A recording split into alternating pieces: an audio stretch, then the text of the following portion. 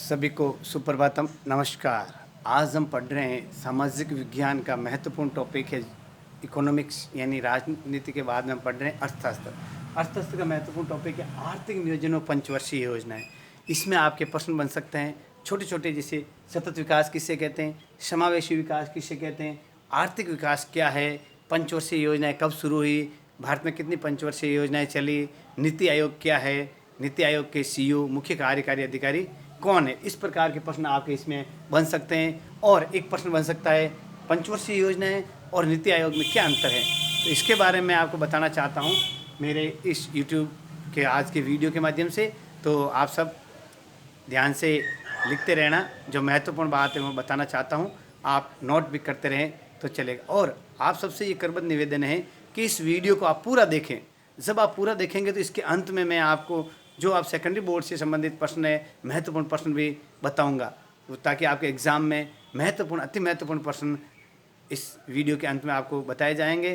तो आप वीडियो अंत तक देखें, पूरा देखें। और इसके लिए आप जो आप कोई सुझाव देना चाहते हैं मेरे कमेंट बॉक्स में ज़रूर सुझाव देवें। तो आज आओ हम सब पढ़ते हैं अपना आर्थिक नियोजन और पंचवर्षीय योजनाएं। आर्थिक नियोजन क्या है, यानी भारत के अंदर आर्थिक जो दृष्टि से भारत को किस प्रकार विश्व में सर्वश्रेष्ठ शक्तियों में शुमार किया जाए। यानी भारत पहले गरीब देश था, तो उसको फिर विकासशील, फिर विकसित, इस तरह आगे से आगे अब विकसित देश में श्रेणी में किस प्रकार लाया जाए। तो भारत के अंदर हर देश अपनी आर्थिक अर्थव्यवस्था को बढ़ाने के लिए विभिन्न प्रकार की योजनाएं संचालित करता है। और सबसे पहले मैं आपको बताना चाहता हूँ एक शब्द, आर्थिक वृद्धि। आर्थिक वृद्धि का क्या मतलब होता है कि जो किसी भी देश के अंदर, किसी भी देश में विभिन्न प्रकार के संसाधन, प्राकृतिक संसाधन हो, उनका सही प्रकार से सदुपयोग करके और उनकी गुणवत्ता में वृद्धि करके देश की जो सकल आय है और उसके द्वारा जो उच्च स्तर आय का उच्च स्तर प्राप्त करना ही आपके आर्थिक वृद्धि कहलाता है। परीक्षा में एक नंबर का सवाल आ सकता है, आर्थिक वृद्धि क्या है, तो आप लिखना राष्ट्र के प्राकृतिक संसाधनों की मात्रा तथा गुणवत्ता में वृद्धि करके इसके कुशल उपयोग द्वारा उत्पादन यानी आय के उच्च स्तर को प्राप्त करने की प्रक्रिया ही आर्थिक वृद्धि है। आर्थिक वृद्धि दीर्घकालिक और मात्रात्मक वृद्धि यानी दीर्घकाल के अंतर्गत करते हैं। जिससे मैं आपको बताना चाहता हूँ, राजस्थान के अंदर जैसे पहले ये खेतरी के अंदर तांबा उद्यान खनन के लिए जो योजनाएं बनाई गई, तो इसके विकास के लिए धीरे धीरे यानी लंबी प्रक्रिया के माध्यम से ये एकदम वहाँ से ज़मीन से खनन करके आज खेतरी का नाम विश्व में प्रसिद्ध है ताम्र खनन के लिए। इस प्रकार जो आर्थिक वृद्धि की जाती है किसी भी राष्ट्र के लिए दीर्घकालिक होती है। आगे समझें। अब आपको लिखना है आर्थिक विकास। देखो, वृद्धि दीर्घकालिक और मात्रात्मक है और पूरे राष्ट्र के जो सभी प्राकृतिक और मानवीय संसाधन उसके लिए। लेकिन आर्थिक विकास क्या है, ये भी परीक्षा में एक सवाल आ सकता है। यानी व्यक्ति का जब रुपये पैसे आ जाएंगे आर्थिक वृद्धि हो जाएगी, यानी रुपये पैसे आ जाएंगे तो उस व्यक्ति का सर्वांगीण विकास करना, यानी व्यक्ति को आर्थिक दृष्टि के साथ साथ सामाजिक, शारीरिक, स्वास्थ्य यानी सभी प्रकार की जो सुविधाएं उनको उपलब्ध करवाना। तो परीक्षा में प्रश्न आता है आर्थिक विकास क्या, तो आपको लिखना है प्रति व्यक्ति आय के साथ सामाजिक, सांस्कृतिक, तकनीक परिवर्तन को ही आर्थिक विकास कहा जाता है। अब आगे आता है सतत विकास। देखो, सतत यानी लगातार, कंटिन्यू डेवलपमेंट। लगातार विकास कैसे जारी होता है, यानी हर देश के लिए प्राकृतिक संसाधन सबसे महत्वपूर्ण होते हैं। तो ऐसे नहीं कि जैसे ये आप जैसे कोयला को एक साथ पूरा खोद दिया, पेट्रोल एक साथ पूरा खत्म कर दिया, नहीं, अपनी भावी पीढ़ी के लिए भी जो प्राकृतिक संसाधन है उनको बचा के रखना है। यानी सीमित मात्रा में आवश्यकता अनुसार ही प्राकृतिक संसाधनों का दोहन करके अपने जो आसपास का विकास है उसको आगे बढ़ाना है, अपना डेवलपमेंट करना है, न कि पूरे संसाधन का दुरुपयोग करके। तो इसके लिए सतत विकास है प्राकृतिक संस्थानों यानी प्राकृतिक संसाधनों की निरंतरता बनाए रखने हुए जो आर्थिक विकास किया जाता है वो सतत विकास कहलाता है। वापस देखो, प्राकृतिक संसाधनों की निरंतरता बनाए रखते हुए जो आर्थिक विकास किया जाता है वही सतत विकास कहलाता है। अब आता है समावेशी विकास। देखो, इंक्लूसिव डेवलपमेंट यानी मानव का सर्वांगीण विकास। सर्वांगीण कैसे, शारीरिक, मानसिक, पारिवारिक और स्वास्थ्य से संबंधित, शिक्षा से संबंधित हर प्रकार का व्यक्ति का विकास करना। न कि अमीरों को अमीर रखना है और गरीबों को गरीब रखना है, नहीं, अमीर और गरीब के अंदर जो भेदभाव है उसको मिटाना। यानी मैं कहना चाहता हूँ आपको कि व्यक्ति का सर्वांगीण विकास करना, जो समाज के अंदर गरीब, दलित, पिछड़ा वर्ग है, जो अंतिम व्यक्ति है, वहाँ तक विकास की धारा जब बहती है तो हम उसको समावेशी विकास कहते हैं। यानी समाज के हर वर्ग, जाति, धर्म, लिंग, वंचित वर्ग, यानी यहाँ तक कि अंतिम व्यक्ति तक विकास की मुख्य धारा से उसको भी जोड़ना है। यानी उसके आय को बढ़ाना, उनके जीवन जीने के अधिकारों की रक्षा करना और अवसर की यानी कार्य के लिए उनको जागृत करना, उनके लिए कार्य करने के अवसर उपलब्ध कराना और जीवन के अधिकारों को उनके भी दूसरों के समान लाना। आगे समझिए, यानी समावेशी यानी इंक्लूसिव डेवलपमेंट होता है सभी का। यानी क्या होता है, सभी का, जो व्यक्ति सबसे नीचे है और जो सबसे ऊंचा है, गरीबी अमीरी के भेद को कम करना। समावेशी विकास यही है कि हर व्यक्ति का विकास हो, सभी दृष्टि से हर व्यक्ति का विकास हो। आगे समझ, समावेशी विकास वापस देखो, समाज के हर वर्ग, जाति, धर्म, लिंग, वंचित वर्ग, अंतिम व्यक्ति को विकास की मुख्य धारा में लाना, यानी आय, अवसर, जीवन के अधिकारों की समानता रखना ही समावेशी विकास है।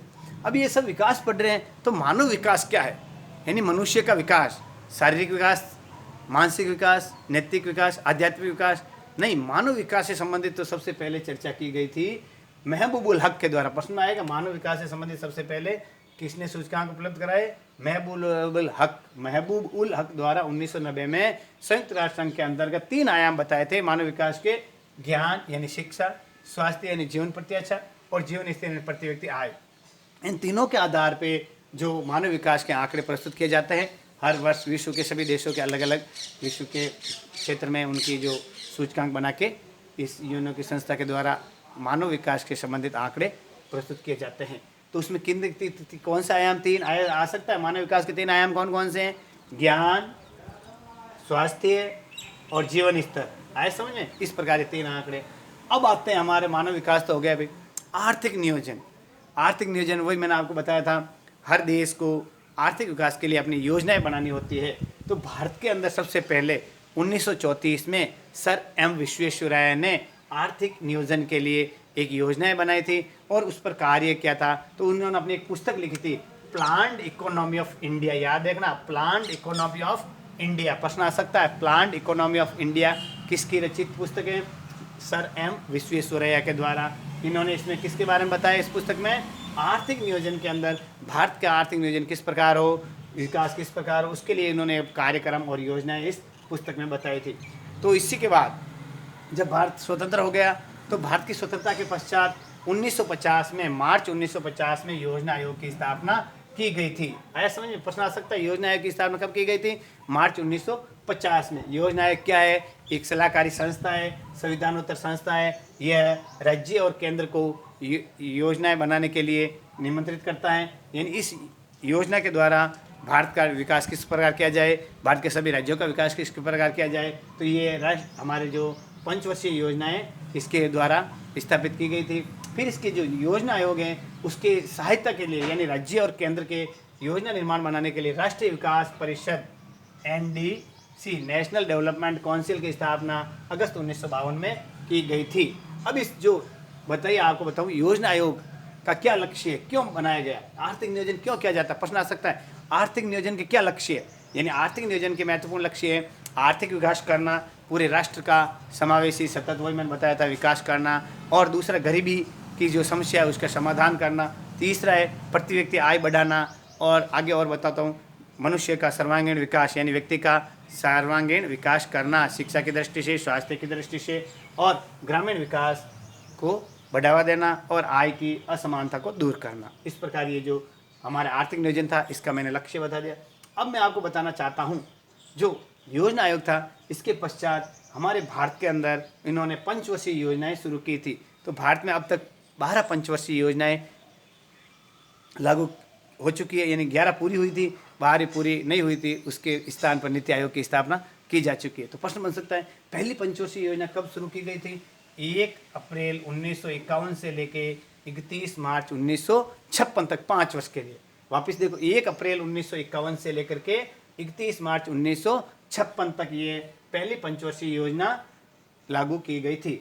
अब बाहरी पंचवर्षीय योजना कब शुरू की गई थी? 1 अप्रैल 2012 से 31 मार्च 2017 तक ये लागू की गई थी। लेकिन इसी बीच 1 जनवरी 2015 को हमारे माननीय प्रधानमंत्री श्री नरेंद्र मोदी ने इस पंचवर्षीय योजना के स्थान पर नीति आयोग की स्थापना की गई थी। नीति आयोग का मतलब होता है राष्ट्रीय भारत विकास परिवर्तन संस्था, आ सकता है NITI, national institute of transformation India, यानी बदलते भारत के लिए राष्ट्रीय संस्थान, राष्ट्रीय भारत परिवर्तन संस्थान। नीति आयोग का पूरा नाम पूछ सकते हैं, राष्ट्रीय भारत परिवर्तन संस्थान। इसकी स्थापना कब की गई थी?